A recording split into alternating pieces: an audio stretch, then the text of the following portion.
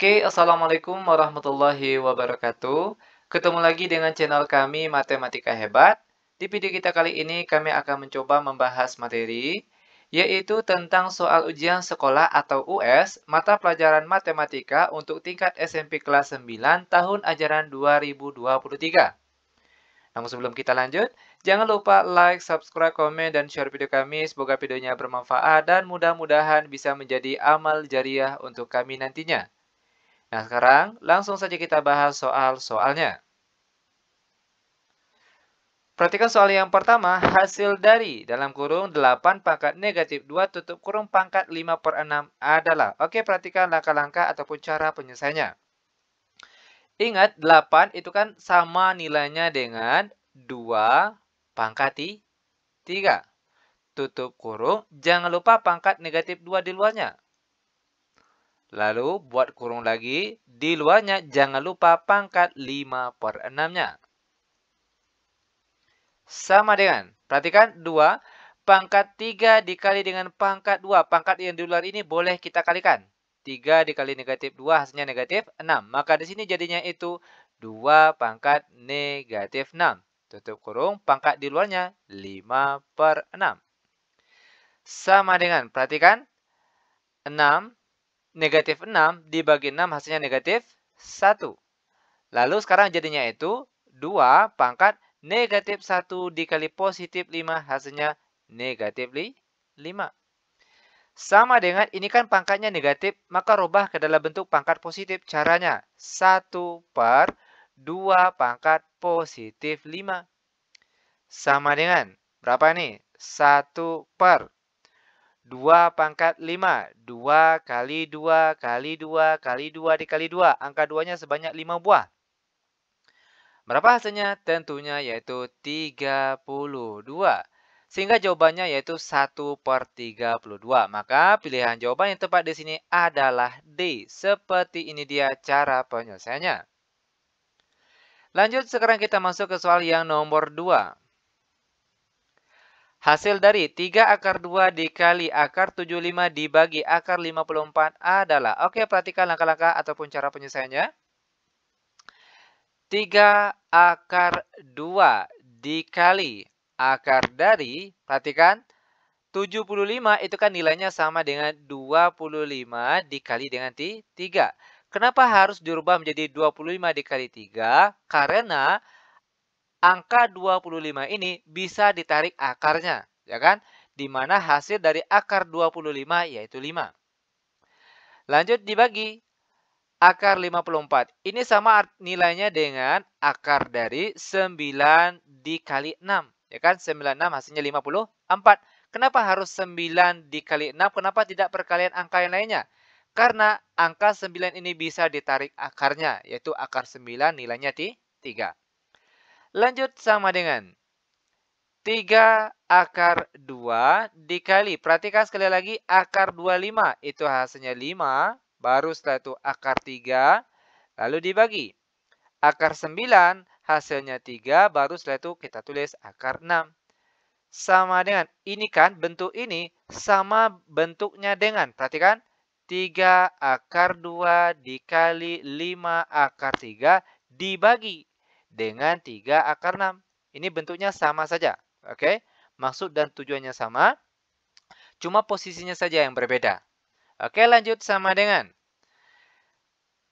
Karena di atas bentuk perkalian, maka bagian bagi ini boleh kita bagi atas dan bawah langsung. Contohnya di sini. 3 dengan 3 sama-sama habis dibagi. Lalu perhatikan akar 2 dikali 5 akar 3. Hasilnya itu 5. Lalu akar 2 dikali 3. Sama-sama angka yang di dalam bentuk akar. 2 kali 3 hasilnya 6. Per di bawahnya akar 6.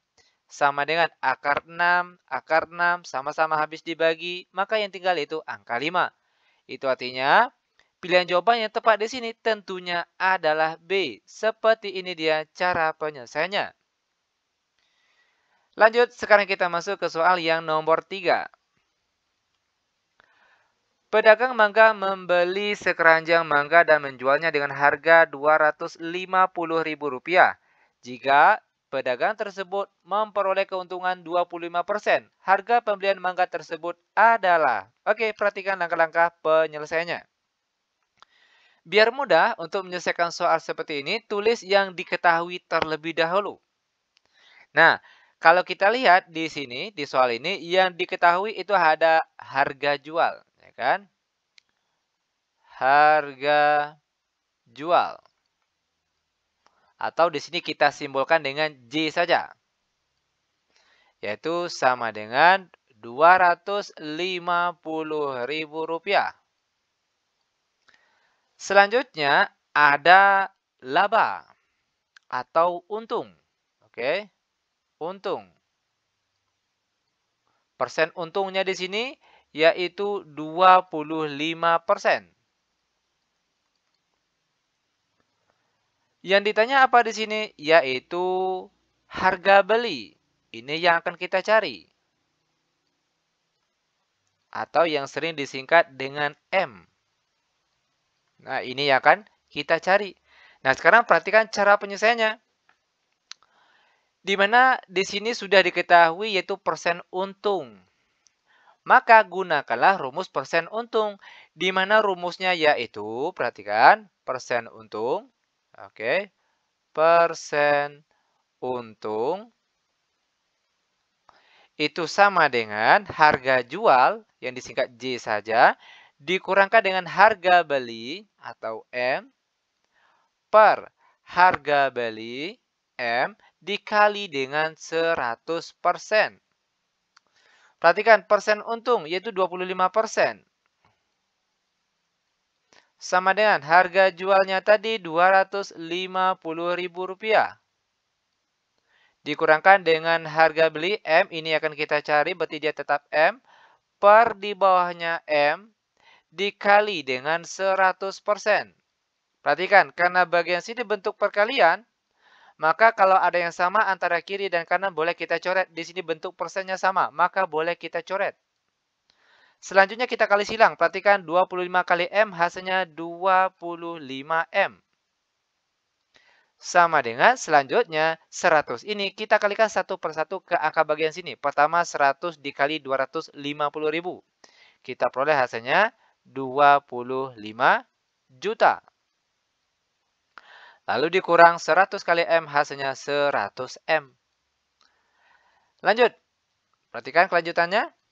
Nah sekarang yang 100M kita pindah ke kiri. Perhatikan 25M maksud kami. Lalu negatif 100M pindah ke kiri jadi positif 100M. Sama dengan 25 juta. Lanjut, 25M ditambah 100M hasilnya 125M. Sama dengan 25 juta. Maka nilai M saja atau harga beli sama dengan 25 juta. Kita bagi dengan angka di depan sini 125. Sehingga kita perolehlah hasilnya di sini 25 juta dibagi dengan 125 itu hasilnya adalah Rp200.000. Nanti untuk kebenarannya silakan cek ulang pakai kalkulator. Yang jelas langkah-langkah ataupun cara penyelesaiannya seperti ini. Sehingga pilihan jawaban yang sesuai dengan jawaban kita di sini tentunya adalah B. Seperti ini dia cara penyelesaiannya. Mudah bukan? Sangat mudah sekali. Lanjut, sekarang kita masuk ke soal yang nomor 4. Bentuk sederhana dari 2PQ ditambah 3PR dikurang 3QR dikurang 6PQ dikurang 7PR ditambah 10QR adalah. Nah, cara termudah untuk menyelesaikan soal seperti ini, kita kelompokkan yang sejenis terlebih dahulu. Yang PQ sama-sama dengan bentuk PQ. Oke, di sini kita tulis 2PQ. Oke, lalu dikurang 6PQ. Selanjutnya yang PR lagi. Ditambah 3PR. Oke, sorry, R kecil. Lalu di sini dikurang 7PR. Lalu yang QR lagi. Dikurang 4QR. Lalu ditambah 10 QR. Sama dengan 2 PQ dikurang 6 PQ, sama-sama PQ. Maka tinggal kita kurangkan saja angka di depannya. 2 dikurang 6 hasilnya negatif 4. Baru setelah itu kita tulis PQ-nya.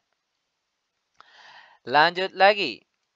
3 PR dikurang 7 PR, sama-sama PR. Maka langsung kurangkan angka di depannya. 3 kurang 7 hasilnya negatif 4. Baru setelah itu kita tulis PR-nya.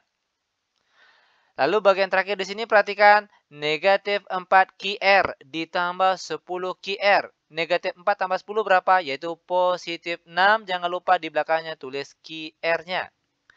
Sehingga inilah dia bentuk jawabannya. Mana pilihan jawaban yang sesuai? Kalau kita lihat di sini, jawaban yang sesuai dengan jawaban kita di sini adalah B. Seperti ini dia cara penyelesaiannya. Lanjut lagi, sekarang kita masuk ke contoh soal yang nomor 5.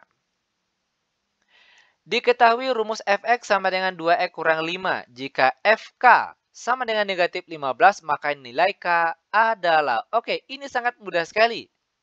Di mana cara penyelesaian untuk soal seperti ini? Pertama, perhatikan di sini kan fx, sedangkan di sini fk. Itu artinya setiap x yang ada di bagian sini ganti dengan k. Sehingga jadinya itu 2k dikurang 5 nilainya akan sama dengan negatif 15. Lanjut. 2K sama dengan negatif 15. Lalu negatif 5 pindah ke kanan jadi positif 5. 2K sama dengan negatif 15 ditambah 5 hasilnya negatif 10. Maka K saja sama dengan negatif 10 dibagi 2.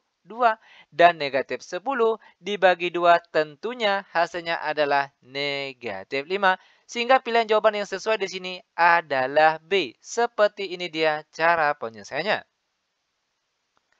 Lanjut lagi, sekarang kita masuk ke soal yang nomor 6.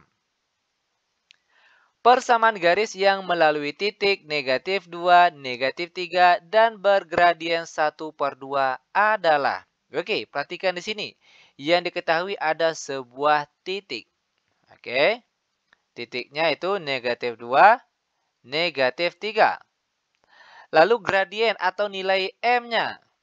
Yaitu 1/2. Ingat kalau titik itu untuk nilai X1 dan Y1. Nah, jika di soal ini diketahui ada titik, ada gradien, maka untuk persamaan garisnya berlakulah rumus. Yaitu Y dikurang Y1 sama dengan M dikali X dikurang X1.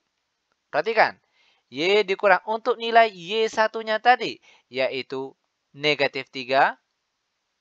Oke, sama dengan M gradiennya tadi setengah. Lalu X dikurang X1-nya tadi negatif 2. Lanjut, Y negatif kali negatif hasilnya positif. Sama dengan setengah X negatif ketemu negatif hasilnya positif. Lanjut lagi, Y ditambah 3 sama dengan kalikan setengah ini ke dalam kurung sini 1/1. Setengah kali X hasilnya setengah X. Lalu setengah dikali positif 2 hasilnya positif 1. Selanjutnya perhatikan karena di sini ada bentuk pecahan biasa. Tentunya di bawah sini ada angka 2. Maka biar mudah semua angka yang ada di sini kita kalikan dengan angka yang ada di sini. Yaitu 2.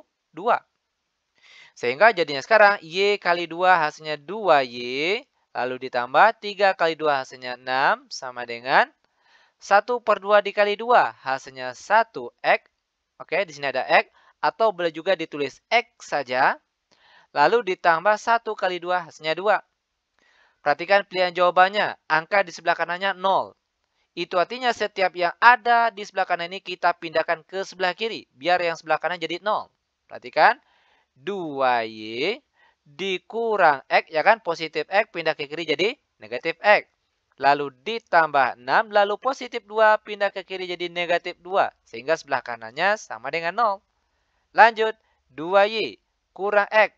6 dikurang 2 hasilnya positif 4, lalu dia sama dengan 0. Nah, Itu artinya perhatikan jawaban yang kita peroleh di sini yaitu 2Y kurang X ditambah 4 sama dengan 0. Maka pilihan jawaban yang mana yang sesuai? Kalau kita lihat di sini, yang sesuai dengan jawaban kita adalah yang bagian B. Seperti ini dia cara penyelesaiannya. Sangat mudah sekali. Lanjut, sekarang kita masuk ke contoh soal yang nomor 7. Perhatikan gambar berikut ini. Di sini ada gambar sebuah segitiga, lalu ada garis lurus, ya kan? Nah, yang jadi pertanyaan di sini, berapakah besar sudut ABC, yaitu sudut bagian sini? Nah, sekarang untuk mendapatkan besar sudut ini, perhatikan sudut bagian sini lagi. Itu artinya kita harus mencari sudut bagian ini terlebih dahulu agar bisa mendapatkan sudut B ini. Oke, perhatikan sudut khusus bagian sini, yaitu sudut ACB. Perhatikan, sudut ACB. Sudut ACB jika ditambahkan dengan sudut bagian sini, 115 derajat itu nilainya akan sama dengan 180 derajat. Kenapa bisa demikian? Karena hubungan sudut ACB dengan sudut bagian sini itu mereka berpelurus. Di mana besar sudut berpelurus yaitu 180 derajat. Itu perlu diingat. Oke? Maka besar sudut ACB sama dengan 180 derajat. Positif 115 pindah ke kanan jadi negatif 115 derajat. Sama dengan 180 dikurang 115, kita peroleh hasilnya di sini yaitu 65 derajat. Ini untuk bagian sini. Oke, 65 derajat. Nah, kalau sudut bagian sini sudah diketahui, tentunya sudut bagian atas ini atau sudut B sudah bisa kita cari. Perhatikan caranya. Perhatikan. Sudut ABC atau sudut bagian atas ini, oke, ditambahkan dengan sudut di bawah sini 35 derajat, lalu ditambahkan dengan sudut bawah bagian sini, itu nilainya akan sama dengan 180 derajat. Ada yang tahu kenapa? Itu karena ingat, jika sudut di dalam segitiga kalau dijumlahkan itu besarnya akan sama dengan 180 derajat. Itu artinya di sini kita tulis sudut bagian sini ditambahkan dengan sudut bagian sini lalu ditambahkan dengan sudut bagian sini itu nilainya akan sama dengan 180 derajat. Lanjut, perhatikan kelanjutannya. Sudut ABC lalu 35 ditambah 65 kita peroleh hasilnya 100. Sama dengan 180 derajat. Maka sudut ABC sama dengan 180 derajat. Lalu positif 100 derajat pindah ke kanan jadi negatif 100 derajat. Kita perolehlah hasilnya di sini 180 dikurang 100. Hasilnya adalah 80 derajat. Itu dia besar sudut B-nya di sini. Sehingga pilihan jawaban yang sesuai dengan jawaban kita di sini adalah C. Seperti ini dia cara penyelesaiannya. Lanjut, sekarang kita masuk ke contoh soal yang nomor 8. Perhatikan gambar dari pernyataan-pernyataan di bawah ini. Oke, ada gambar segitiga siku-siku. Di sini panjang sisinya yaitu PQR. Dan di sini diberikan pernyataan-pernyataan. Nah, dari pernyataan ini, pernyataan mana yang benar? Oke, perhatikan di sini. Ingat kembali rumus teorema Pitagoras. Pertama untuk sisi P. P kuadrat sama dengan. P ini sisi terpanjang atau bukan? Tentunya bukan. Ingat, kalau bukan sisi terpanjang yang ditanya, maka rumusnya nanti dikurang. Perhatikan, sisi terpanjang R kuadrat dikurangkan dengan sisi yang lainnya, yaitu Q kuadrat. Ini yang pertama. Lalu untuk mencari panjang Q. Q kuadrat sama dengan. Perhatikan, Q ini sisi terpanjang atau bukan? Tentunya bukan. Ingat, yang terpanjang itu adalah sisi miring. Itu yang paling panjang. Oke? Karena bukan sisi miring atau sisi terpanjang yang dicari, maka rumusnya juga dikurang. Sama dengan tadi, P. Oke? Q kuadrat sama dengan sisi terpanjang atau sisi miring kuadrat dikurangkan dengan sisi yang lainnya. P lalu dikuadratkan. Terakhir untuk panjang R. R kuadrat sama dengan R ini sisi terpanjang atau sisi miringnya. Maka rumusnya nanti ditambah. Itu perlu diingat. Oke. R kuadrat sama dengan P kuadrat ditambah dengan Q kuadrat. Ini dia rumus yang berlaku untuk gambar kita kali ini. Nah, sekarang tinggal kita cocokkan saja dengan pernyataan yang sudah diberikan ini. Mana yang benar? Perhatikan. R kuadrat sama dengan P kuadrat dikurang Q kuadrat. Sedangkan yang benar itu ditambah. Ya kan?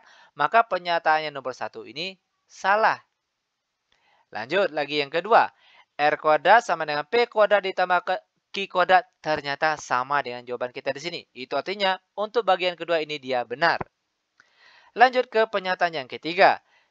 Q kuadrat sama dengan R kuadrat dikurang P kuadrat. Perhatikan, yang punya kita di sini. Q kuadrat sama dengan R kuadrat dikurang P kuadrat. Ternyata sama. Itu artinya yang bagian 3 ini benar. Sekarang perhatikan yang bagian keempat. Q kuadrat sama dengan R kuadrat ditambah P kuadrat. Tentunya dia salah.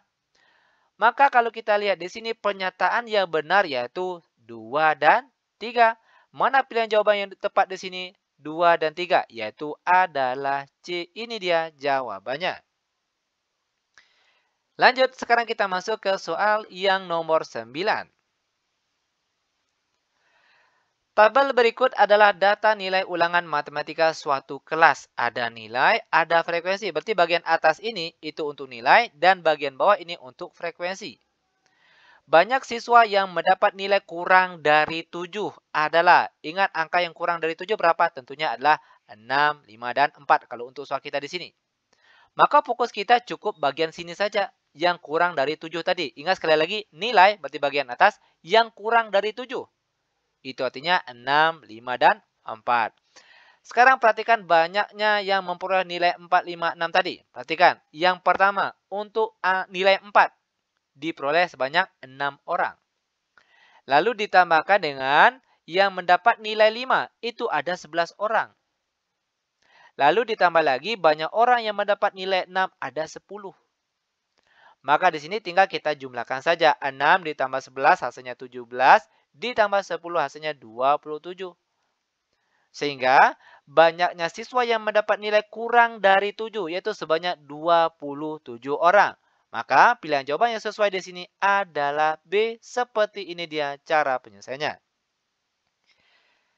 Lanjut, sekarang kita masuk ke soal terakhir untuk pertemuan kita kali ini, yaitu soal nomor 10. Sebuah dadu dilambungkan sekali.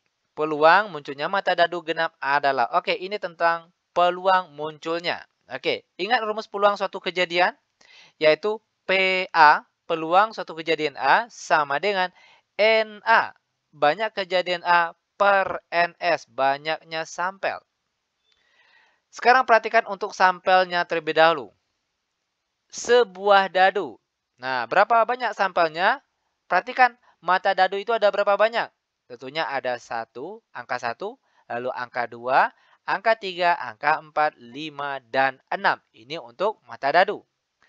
Ada berapa banyak anggota S ini? Tentunya ada 6, ya kan? 1, 2, 3, 4, 5, 6. Itu artinya nilai NS-nya di sini atau banyak anggota S yaitu 6. Lanjut untuk NA-nya. A itu, perhatikan, mata dadu genap. Itu kejadian A-nya. Maka NA atau banyak kejadian A-nya. Ingat, banyak kejadian mata dadu genap. Perhatikan sampel yang mata dadunya genap. 1, 2, 3. Itu artinya nilai NA-nya di sini ada 3. Nah, NS-nya sudah ada, NA-nya sudah ada. Tinggal kita masukkan saja ke dalam rumusnya sini. NA-nya tadi 3. NS-nya ada 6. Angka ini masih bisa dikecilkan sama-sama bagi 3. Ya kan? 3 bagi 3 hasilnya 1. Lalu 6 bagi 3 hasilnya 2. Sehingga jawaban akhirnya yaitu 1/2. Maka pilihan jawaban yang sesuai dengan jawaban kita di sini yaitu B. Seperti ini dia cara penyelesaian untuk soal-soalnya. Nah, bagaimana? Mudah bukan? Sangat mudah sekali tentunya. Nah, demikian tutorial singkat kami. Semoga videonya bermanfaat. Lebih dan kurang kami mohon maaf. Kami tutup dengan Assalamualaikum warahmatullahi wabarakatuh.